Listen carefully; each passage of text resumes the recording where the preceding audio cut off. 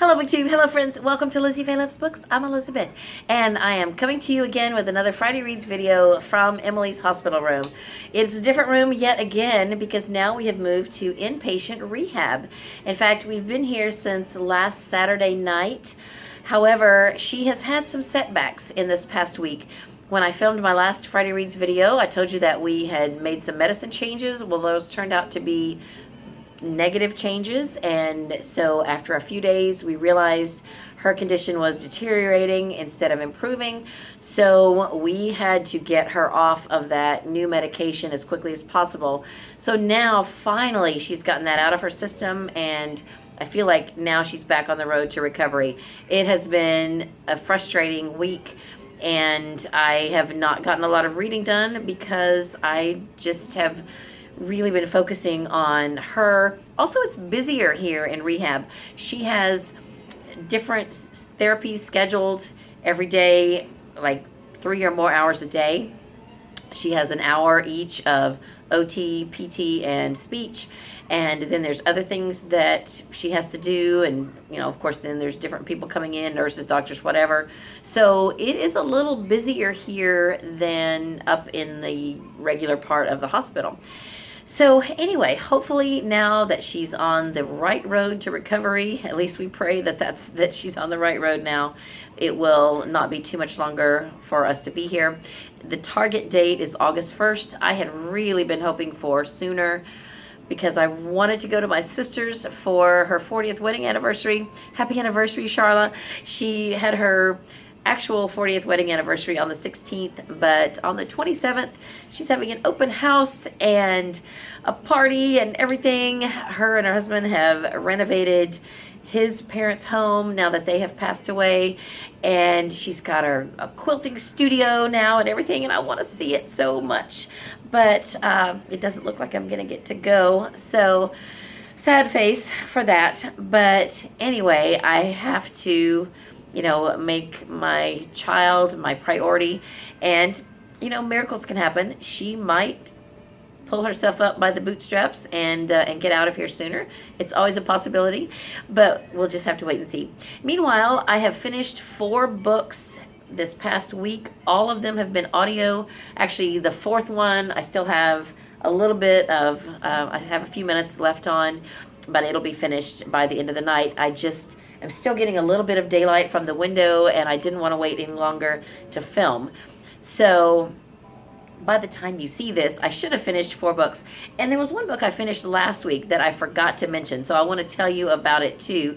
Altogether, for the month so far, if you count the book that I haven't quite finished, but that I'll finish tonight, I will have finished 10 books. And that's not as much as I had hoped, because I just haven't been able to focus so much on reading. I have been making some progress in some of the print books that I started in June. I just didn't finish any of them this week. I do hope I can finish 2 of them this weekend for Sarah's Create Your Own Readathon, because her Create Your Own Readathon this weekend is the theme is food, and I've got one book that is very food-centric. It's one of the Sunshine State books called Slider by Pete Houtman. It's about a boy whose sport is eating contests. So this is really fun so far. I have, I think, 170 pages left.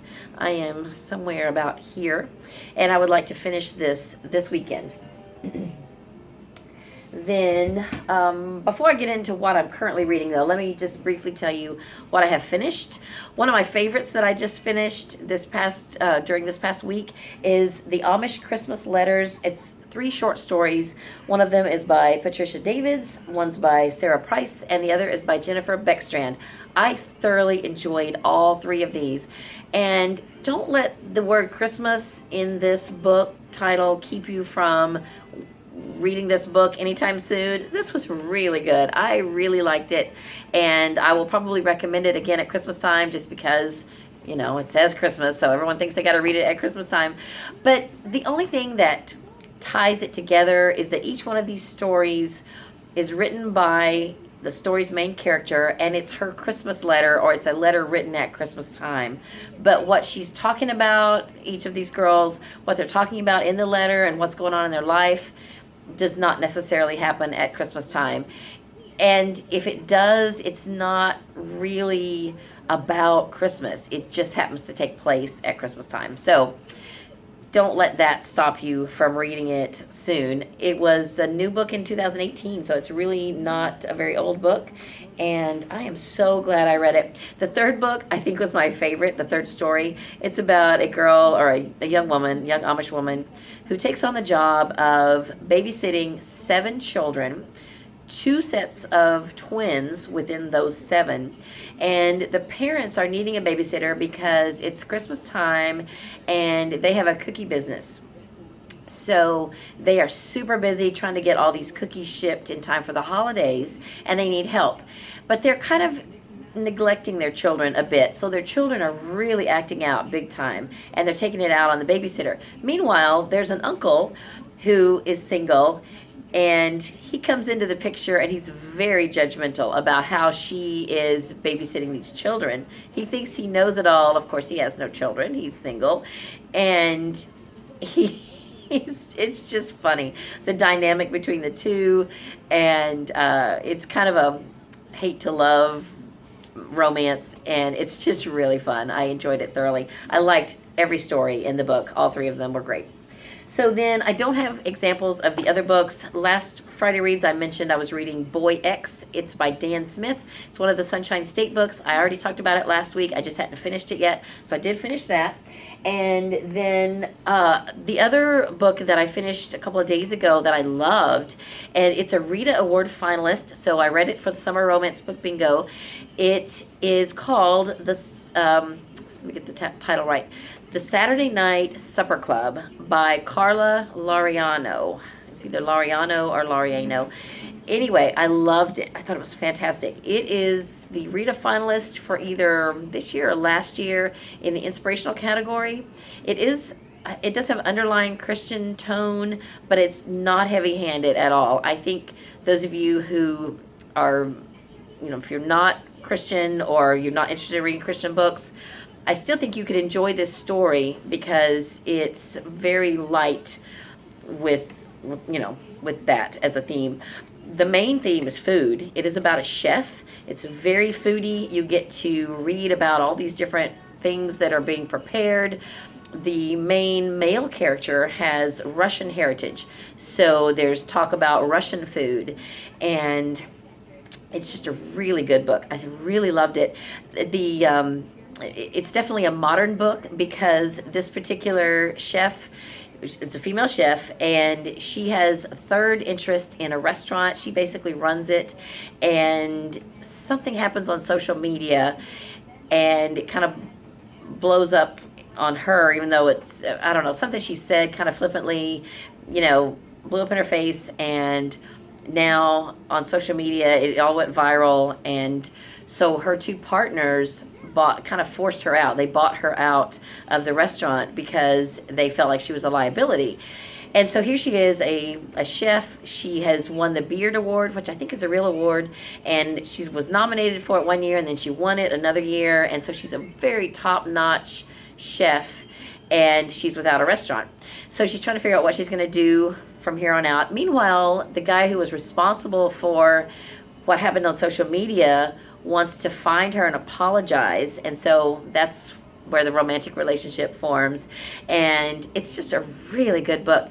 So if any of you are planning to do the Create Your Own Readathon this weekend and you are looking for a food-centric book to read, check that out. It's on audio on Hoopla, and it's probably on ebook if you can't find it at your library or whatever. So of course, it's a little soon.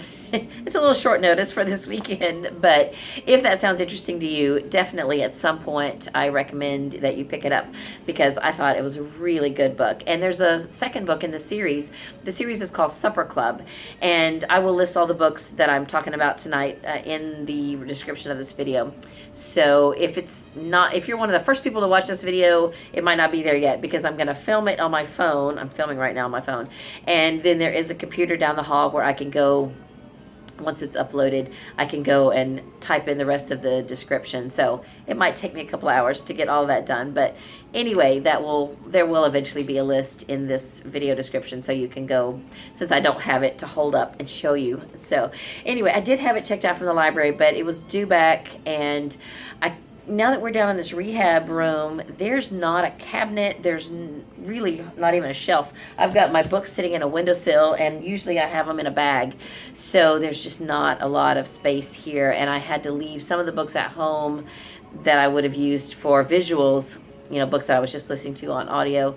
And I'm sorry, I don't have a lot of visuals to show you.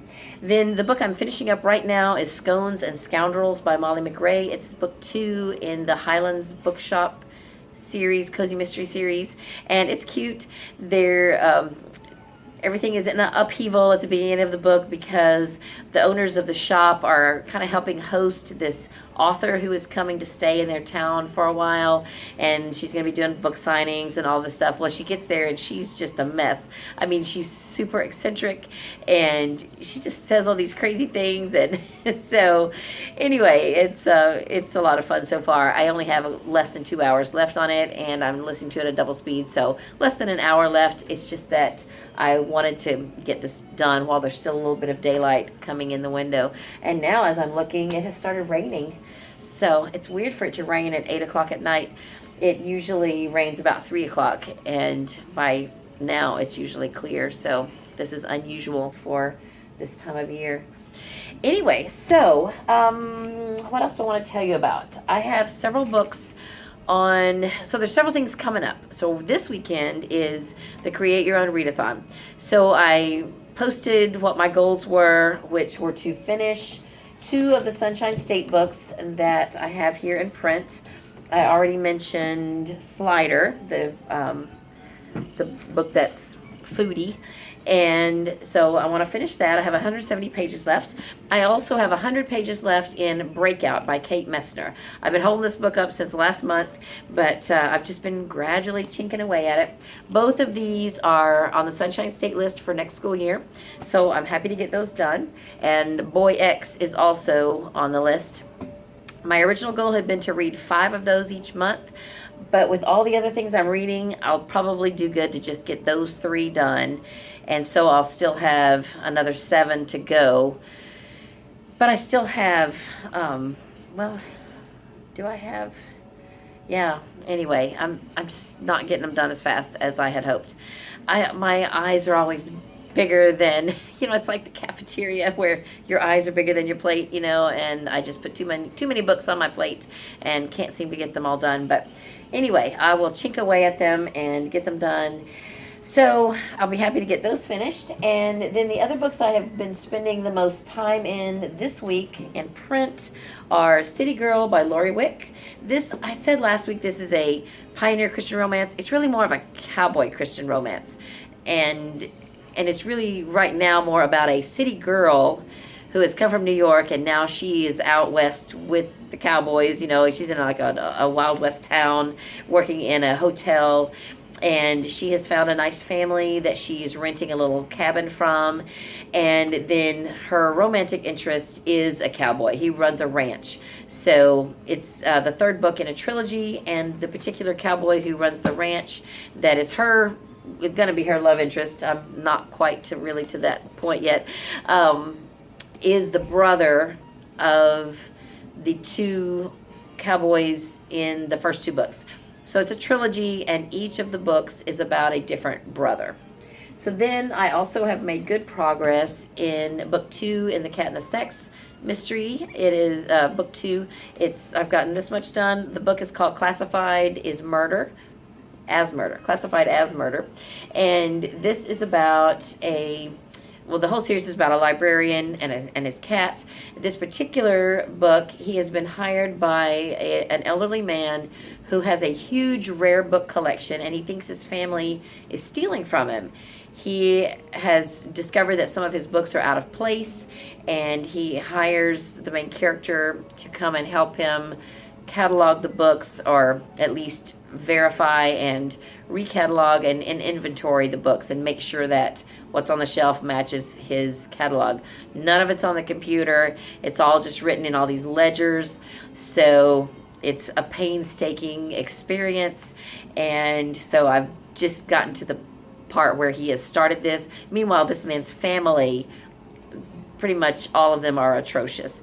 So it's an interesting dynamic, and I think this is going to be a really good book. So that's what I've been spending most of my time in. I have been listening to Lila Girls in my car, but I'm only done with 2 discs out of like 14. This was our book club book that they discussed yesterday. I did not get to go, and I have not gotten very far in the book. I'm also doing a read-along of The House at Riverton, but I just have not been in the mood for this. And part of it is because I did pick it up on audio on Audible, but I had all these other audiobooks that were going to be expiring on Hoopla, and I just felt like I didn't want to waste those borrows, so I've been spending most of my audiobook time on Hoopla trying to get those done. So those will be all done this weekend, and then I can really get back to this. Also, I was reading it in print as well. I'm about right here. I'm supposed to be back here somewhere, but this is going to go along with one of the Booktubeathon or Reading Rush prompts to read an author's first book, because this is Kate Morton's debut novel. So I will be happy to continue reading it during the Reading Rush, and I'm going to be rushing to try to catch up with the rest of you who are reading this with me, because I am so far behind. And then another book club book I was supposed to read for our summer library book club. It's a sci-fi theme, so for tomorrow we're supposed to have read Packing for Mars by Mary Roach. I haven't even started it. I'm not going to get to go. I brought it with me. I've got the CDs here. I've got a CD player here. I haven't even thought about picking it up yet, and I may not, because I'm going to miss the book club, so I kind of feel like, what's the point now if I'm going to miss the book club? But I don't know. We'll see. If any of you have read this, tell me what you thought of it. It's a nonfiction book about astronauts and what it's like getting ready and preparing for space, as far as what I can tell so far. So that's really interesting. So that's all the print books that I have here.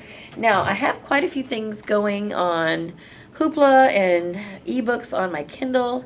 I'll share with you quickly what I have here. So I mentioned Scones and Scoundrels. I don't know if you can see. Let me try to see if I can show you this one. That's what that looks like. And then I'm also reading another cowboy or western romance by Laurie Copeland. It's called Hope, and it's book 3 in the Brides of the West series. So that's what the cover of that looks like. It's kind of hard to see, and I'm sorry. I'm hoping to get that one done. It's going to expire by tomorrow, at some point tomorrow, and I am only 25% done, but it's not that long of a book, so I'm going to focus on it, because I also have another ebook checked out, and I've barely started it, so I'm not going to worry about it. I'm going to go ahead and renew it, and it's called Summer in the Turquoise Coast by Lilac Mills. It's got a great cover. It looks really fun, and I need a contemporary romance for the Summer Romance Book Bingo prompt, and it is about a woman who goes on vacation with her grandmother, because her grandmother booked a vacation when her grandfather was still living, with the plans that they would both go, but he passed away, and the grandmother is insistent on still going, but the mom doesn't want the grandmother to go alone. So therein lies the problem. So our main character is going to go with her grandmother on a vacation. So I've just barely started that. And then, I do have one other book I could show you. I have this checked out on audio on Hoopla, and I was able to grab this from the library. This is one of those that has a buzzword for me in the cover. Things that are like pop culture locations, I'm drawn to. So Dairy Queen is one of those. I have more than one book with the word Dairy Queen in the title on my TBR. This is one of them. Looking for Salvation at the Dairy Queen. And there's even a Dairy Queen right there. It's by Susan Gregg Gilmore. And I believe that this also is a Christian book. And or if it's not, it's about she's the daughter of a pastor, and she's kind of coming into her own, kind of a thing. So I'm not really sure if I'm going to consider it a Christian book by the time I've read it or not, but I think it is. I think it at least has Christian undertones. Maybe I could be wrong. So the nurse came in, and I had to help do some stuff with Emily, and I realized when I came back to sit down that I have literally 1 minute left of memory on my phone. So I don't have time to tell you about any other stuff. I do have 2 nonfiction books checked out on Hoopla. One of them I think is going to be interesting. It's very short. It's called The ADHD Effect on Marriage, and I am pretty ADD myself, and I think this will be really interesting. And then one called Clutter Free by Kathy Lip. So I am excited to get to those this weekend before they expire. And for now, that's all I have for this video. I hope you are having a great day. Read a good book, and God bless you.